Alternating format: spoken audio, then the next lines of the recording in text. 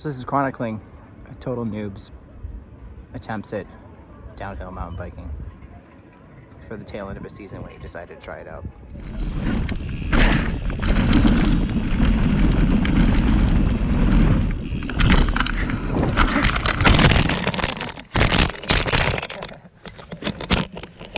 Okay. I've been an on-again, off-again mountain biker for about 25 years. I did a lot of single track in high school, then I didn't really ride much until after college. Then I rode single track again until grad school, which made for another hiatus.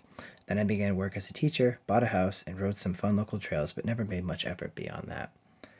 The boring intro to this narrative is intentional. Like many adults, I only rode a little bit to get outside and to work on fitness.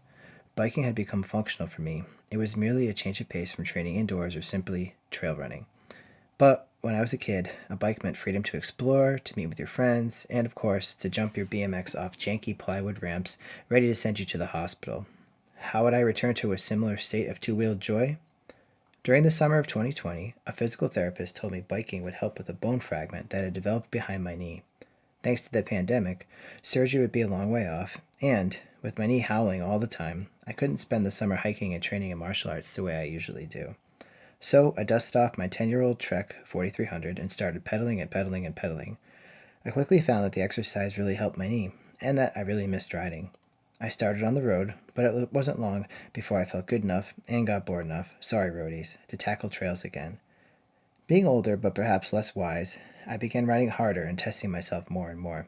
I guess, absent some of my usual physical activities, I had more focus and energy to devote to riding.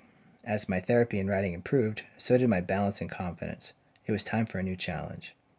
That's what brought me to Powder Ridge in Middlefield, Connecticut in the fall of 2020, shortly after my 40th birthday.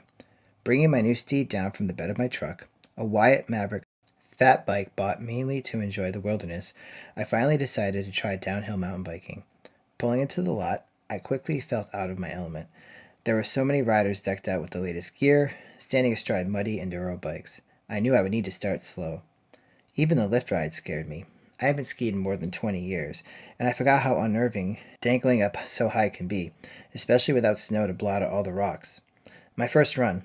White knuckles, aching hands, squealing brakes, tired feet, a tight jaw, neck, and back for 3 minutes of total fearful focus.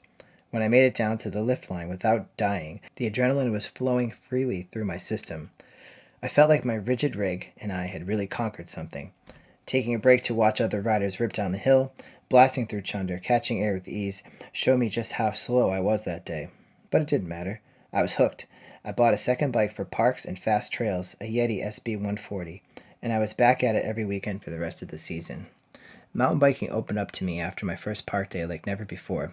Everywhere I rode, I realized I had new skills to practice. Cornering, choosing lines, manuals, and of course jumping. I found a new physical pursuit that boosted my cardio, let me practice the balance needed for jiu-jitsu, and thankfully helped to heal my knee.